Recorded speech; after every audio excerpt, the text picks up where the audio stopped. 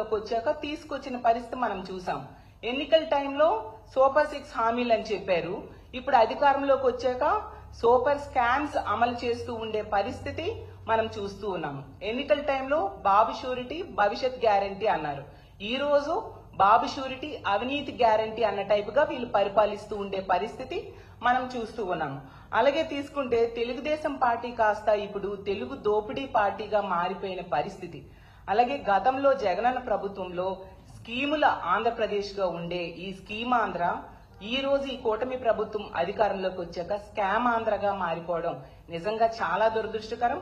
అలాగే కూటమి ప్రభుత్వం అనేది కుంభకోణాల ప్రభుత్వంగా ఈ రోజు మారిపోయింది. అలాగే ఎన్డీఏ ప్రభుత్వానికి అర్థం వీళ్ళు మార్చేశారు. నారా దోపిడీ అలయన్స్ ప్రభుత్వంగా వీళ్ళు పరిపాలిస్తూ ఉండే పరిస్థితి మనం చూస్తూ ఉన్నాం. ఈ రోజు ఈ రాష్ట్రంలో ఈ మహిళలకు ఇచ్చే కుట్టు మిషన్స్ అలాగే దాని ట్రైనింగ్ ప్రోగ్రామ్ లో తీసుకుంటే పెద్ద స్కామ్ కి స్కెచ్ వేశారు.